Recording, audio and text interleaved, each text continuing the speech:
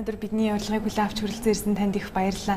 Тэгэхээр бид татварын орчны шинжилгээний асуудлаар илүү дэлгэрэнгүй ярилцъя. Тэгэхээр хаврын чуулганаар ялангуяа татварын орчны шинжилгээний багц хуулиуд бол өөрчлөлт орохоор хүлээгдэж байгаа. Энэ дундаас үндсэн 3 хууль харагдаж байгаа шиг байна. Тэгэхээр эхлээд бас татварын ерөнхий хууль дээр илүү төвлөрч ярилцъя гэж бодож байна. Илүүтэй бас татварын ерөнхий хуульд татварын суурь зарчим талаас бизнесийн орчныхан бизнесийн байгууллагууд анхааралтай авах ёстой гол өөрчлөлтүүд төсөлд ямар байдлаар шингээж өгсөн байна. За ер нь түрүүнд телевиз үзэгчтэй энэ өдрийн мэндийг хүргэе.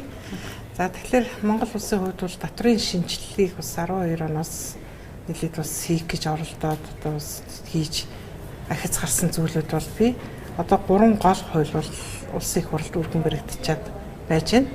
Тэгэхээр татварын ерөнхий хууль, аж ахуйн нэгжийн орлогын албан төр, хөнгөн орлогын албан төр хуулиуд. За эдгээр ер нь бол татварын шинжилгээний хувьд бол хуулиудын одоо гол юмд бол ер нь иргэн татвараа тодорхойлон төлөх одоо бас энэ системийг нэлээд одоо зарчмын хувьд нь бол шийдвэрлэх юм бас орлогод бол хийгдсэн. Тэгээд татварын ерөнхий хуулийн гол концепц бол хуучин заалтуудаа сайжруулах, засаж задлуулах. За тэгээд тэрэн дээр үндэслээд татвар төлөгчдөд бас нээлттэй одоо байх энэ зарчмуудыг бол бас томилж тавьсан.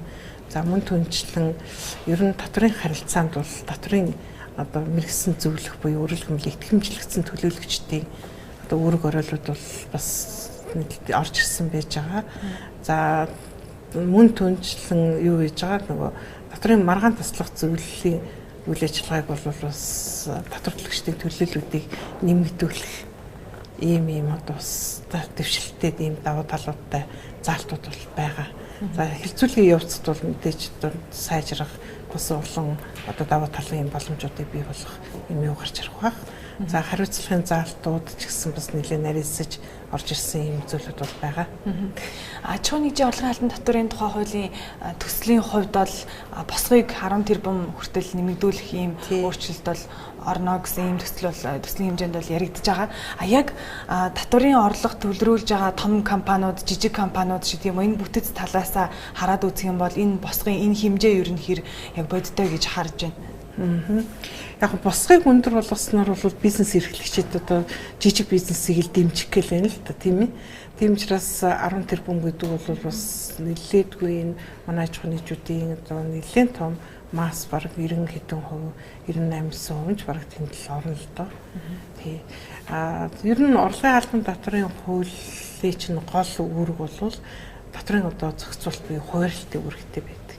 Тийм учраас нөгөө татварын тэгш байх гэдэг зарчим дээр аваад үзвэл босоо хэлбэрийн татвар ногдуулалт байх нь бол заашгүй асуудал юм байна. Тийм учраас манайх бол зүгээр хоёр л одоо шатлалтай хувь хэмжээ бол хуучин хэвээрээ одоо төсөл бол явагдаж байна. Жижиг дунд бизнес эрхлэгчдийн хувьд бизнесээ томруулах, за мөн түнчлэн одоо нөгөө бизнесээ хөгжүүлэхэд одоо давуу тал боломжууд бол бас олдно гэсэн одоо төсөл бол байна. Тэгээд 10 тэрбум гэдэг бол бас тийм бага тоо биш. Тэ. Тэрнээсээ бол жижиг бизнес эрхлэгч нарт бол бас давуу тал.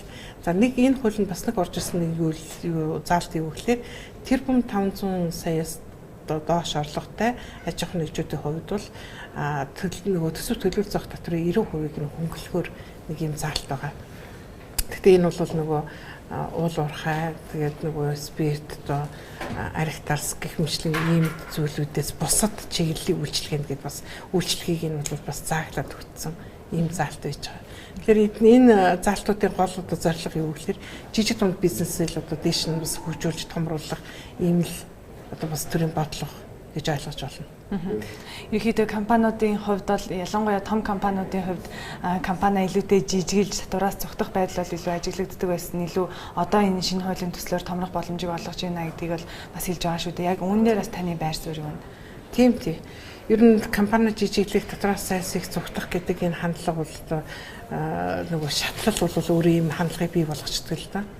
Тэгэхээр одоо шатлалын босгож өгснөөрөө бол жижиглэх биш бас томсгох, эдийн засгийн үр өгөөжийг нэмэгдүүлэх ийм хандлага руу явах боломжийг бол бүрдүүлж өгч байгаа гэж үзэж байна.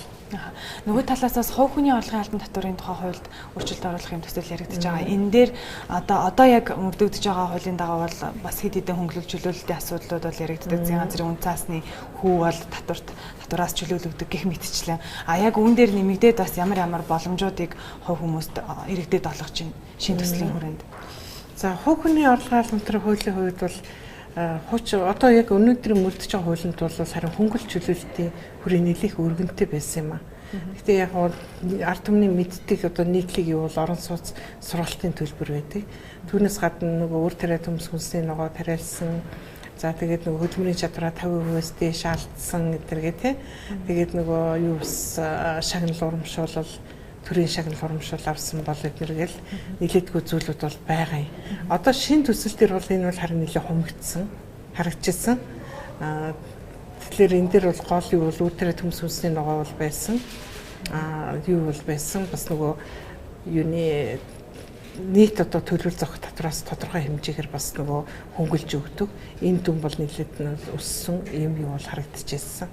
За би бол зүгээр одоо яг өөрөө судлаачийн хувьд зүгээр бодоход бол одоо хувийн орлогын төлөв хуулийг нийгэмд одоо бас нөгөө иргэний нийгэм буюу иргэний үүрэг талтай холбож өгөөд энэ хуулиар бас нийгэмд зохицуулах олон зүйлүүдийг бас хамруулж зохицуулах тал дээр жаахан анхаарч үзээсэй л гэж одоо хүсдэг.